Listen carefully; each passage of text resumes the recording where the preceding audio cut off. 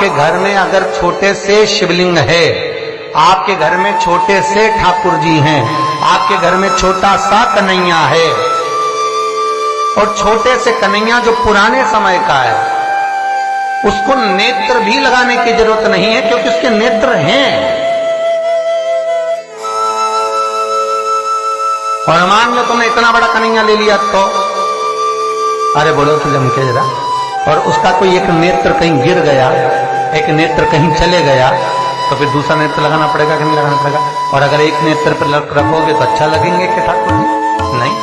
तो नेत्र होना, जितनी बड़ी मूर्ति होती है, जितना बड़ा स्वरूप होता है, जितना बड़ा शिवलिंग होता है, जितनी बड़ी मूर्ति की स्थापना होती है, उतनी उसमें सेवा की और भाव की जरूरत पड़ती है। और पार्थिव शिवलिंग हो, चाहे घर में शिवलिंग हो, घर में कोई भी मूर्ति हो, वो अंगुष्ठ की आकृति से बड़ी ना हो महाराज। बस इतना बड़ा स्वरूप शंकर का, इतना बड़ा स्वरूप कृष्ण का, इतना बड़ा स्वरूप राम का, तुम्हारे घर में जो भगवान है उसका स्वरूप इतना बड़ा, और पुराने हैं और कोई बड़ा स्वरूप है तो पूजन करो, मना नहीं है। अगर पुराना स्वरूप रखा है तो उसको कहीं देकर नहीं आना आपने, वो कहीं उनको ठंडा नहीं करना, उनको विसर्जन नहीं करना, रखा है और सेवा करो। पर कोई नई पूजन अगर बढ़ा रहे हो और कोई तुमसे कहे मंदिर बनाओ, इतना बड़ा शिवलिंग का निर्माण करो, तो कहना महाराज जी हम तो छोटा ही भला।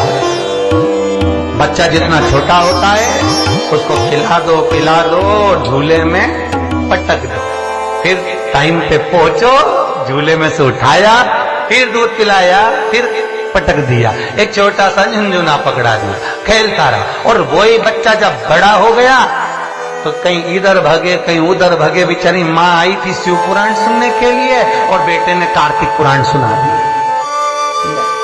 तो कोई सुन पाया?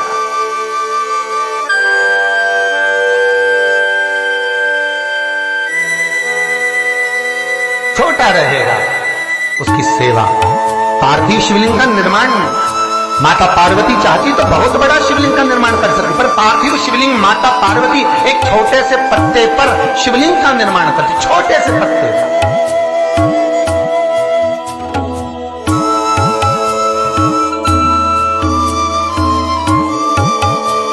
महाराज ध्यान दीजिएगा, स्कंद पुराण का एक बहुत सुंदर प्रसंग है। केल के पत्ते पर, बड़ के पत्ते पर, पीपल के पत्ते पर, बेलपत्री के पत्ते पर शिवलिंग के निर्माण का अलग अलग फल है महाराज, उसका स्मरण करिए जरा। महाराज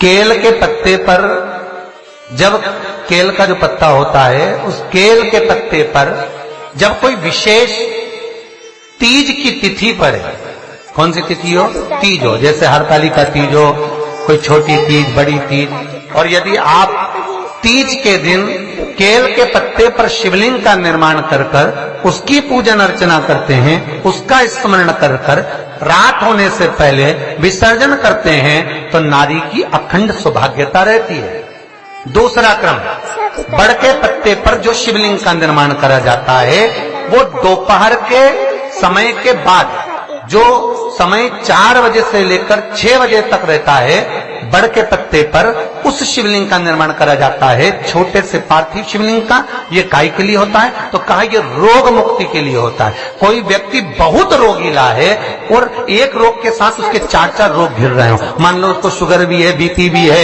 ये भी है, वो भी है, और उसको वो चीज, मान लो कोई व्यक्ति है उसका ऑपरेशन होने जा रहा है, एक सहज भाषा में लीजिए, और उसका बीपी ऊंचा नीचा हो रहा है, उसकी शुगर ऊपर नीचे हो रही है, तो क्या करना है अपन को? बड़ का जो पत्ता होता है उस व्यक्ति से उस बड़ के पत्ते के ऊपर शिवलिंग का निर्माण कराकर उसकी पूजन शाम को 4 बजे से लेकर 6 बजे के बीच में कराकर उसका विसर्जन कर दीजिए। फिर ना तो उसकी शुगर ऊपर जाएगी ना नीचे जाएगी, ना बीपी ऊंचा ना नीचा, उस व्यक्ति का आप आराम से ऑपरेशन करवा सकते। 24 घंटे के लिए उसके रोग को शिव अपने हाथ में ले लेता है। बड़का पत्ता महाराज, इसकी कोई तिथि नहीं है, इसका कोई समय नहीं, इसका कोई पल नहीं, इसकी कोई घड़ी नहीं, तीसरा, पीपल का पत्ता। पीपल का पत्ता, जो बच्चा गलत कर्म में डूब रहा हो, तुम्हें लग रहा है कि ये बालक गलत जगह जा रहा है, व्यसन में डूब रहा है, मदिरापान में, मांसाहार में, वेश्यावृत्ति में, या चिड़चिड़ प्रवृत्ति हो रही है, या इसकी मति भ्रष्ट हो रही है, गंदी जगह पर जा रहा है, तुम्हें लग रहा है ये लाइन से भटक रहा है, तो पीपल के पत्ते पर भगवान शिवलिंग का निर्माण कर कर उसकी पूजन अर्चना करी जाती है, और उसी बालक का नाम लेकर तब उसका स्मरण कर विसर्जन किया जाता है। ये सुबह 10 बजे से लेकर 12 बजे के बीच में हो।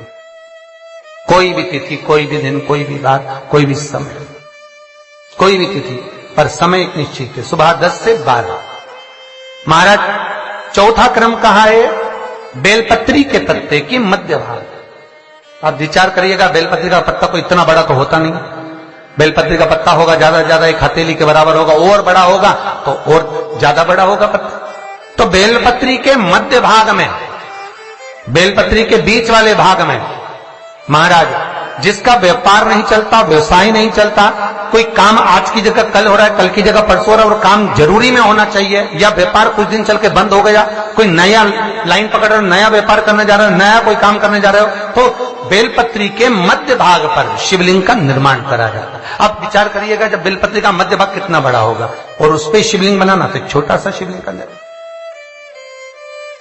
मध्य भाग में शिवलिंग का निर्माण महाराज ये केवल शिवरात्रि के दिन होता है। 12 महीने की जो भी शिवरात्रि हो, किसी भी शिवरात्रि पर आप उस बेलपत्री के मध्य भाग पर शिवलिंग का निर्माण कर कर अपना पैसा अगर डूब भी गया है, उसको पाने के लिए, अपने धन को वापस लाने के लिए आप इस शिवलिंग का निर्माण कर कर आप इसका विसर्जन कर सकते हैं। अब इसकी समय सीमा कुछ भी नहीं, बस सूर्य अस्त होने से पहले इसका निर्माण हो और इसका पूजन होकर स्कंद पुराण और लिंग पुराण के अंतर्गत इसका भाव है। जी बाबा जो नाथ द्वारा में विराजते हैं, कहां रहते थे?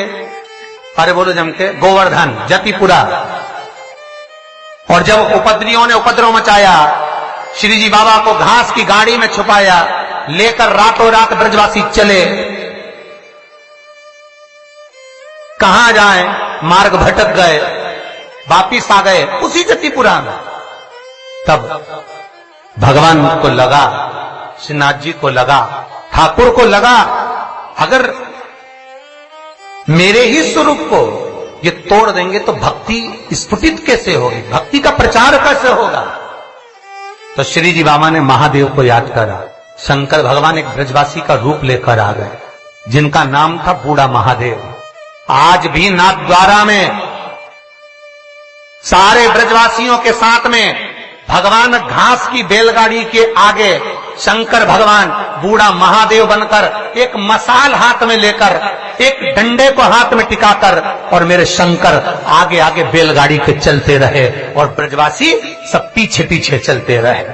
सारे ब्रजवासी जो साथ में जाने वाले वो पीछे पीछे सब दूर घूम लिए।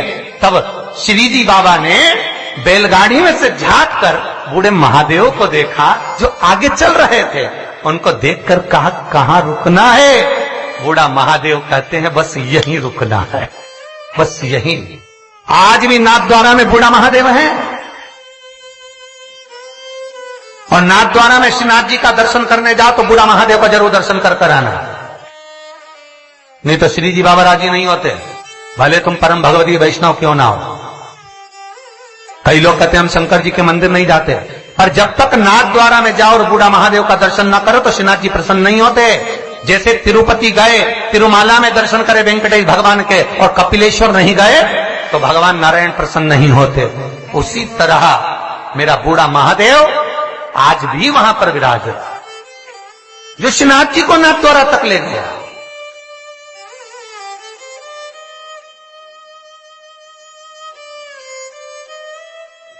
अब कई वैष्णव कहते हैं हम श्रीनाथ जी वाले, हम ठाकुर जी को, हम शंकर जी के, तो शंकर जी तो लेके नाथ द्वारा गए। बाबा स्वयं आगे मसाल जला के ले जा रहे, चलो। और अंदर से ठाकुर जी पूछ रहे हैं कहां रुकूं, तो बस यहीं, जहां बोले वहीं रुकना, क्यों चिंता करना। जब मेरे ठाकुर जी को उतना दूध पिलाई, भगवान ने बहुत प्रेम से पिया, और जब भगवान को विष देने लगी तो ठाकुर जी को जैसे ही मुख में दूध की जगह विष दिया, ठाकुर जी ने नेत्र बंद कर लिए।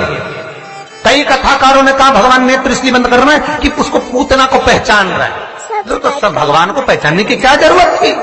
भगवान जानते थे ये रत्नमाला है, राजा बलि के दरवाजे पे मिली थी, पर भगवान ने नेत्र क्यों बंद करा था? शिव महापुराण की कथा कहती है भगवान नेत्र बंद कर कर पूतना के स्तनों का दूध मुख में रहकर भगवान नेत्र इसलिए बंद करे थे कि शंकर जी को याद कर रहे थे कि हमने तो हमेशा अमृत पिया है, विष तुम्ही ने पिया है, ये मुझे विष पिलाने आई, जल्दी से आओ और मेरे कंठ पर बैठ जाओ। और शंकर भगवान आकर कृष्ण भगवान के कंठ पर बैठ गए और सारा विष शिव पी गए। जब शंकर भगवान विष पी गए, शंकर भगवान को चक्कर आ गए। जो चक्कर आए तो शंकर भगवान चक्कर खाकर नीचे गिर गए। ठाकुर जी ने चरण का प्रहार करा, मानसी गंगा को प्रकट करा और गंगा का जल शंकर भगवान पर छीटा तो शिव जी का नाम चकलेश्वर महादेव पड़ गया, जो आज भी मानसी गंगा के नजदीक में। आज भी गोवर्धन नाथ जी की परिक्रमा करे, व्रत 84 कोस की परिक्रमा करे तो चकलेश्वर जाना जरूरी है। जो चकलेश्वर महादेव नहीं जाता उसे व्रत 84 कोस की यात्रा नहीं लगती, उसे गिरिराज बाबा की परिक्रमा नहीं लगती। कई लोग कहते हैं हम तो गोवर्धन नाथ जी जाते हैं, हम तो गिरिराज जी की परिक्रमा करने जाते हैं। हाँ, हम तो गए थे गुरु जी पर, हमारा ये काम क्यों? तुम चकलेश्वर नहीं गए होगे। चकलेश्वर जाते, परिक्रमा मार्ग में पड़ता है चकलेश्वर मानसी गंगा का। एक बार चकलेश्वर का दर्शन करते और फिर गोवर्धन नाथ जी से कहते तो बाबा सुनते, क्योंकि उनकी जल्दी सुनी।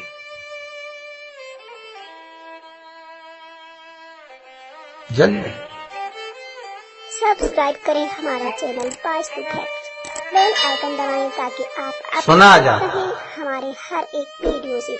हम उसको ज्ञात नहीं करता।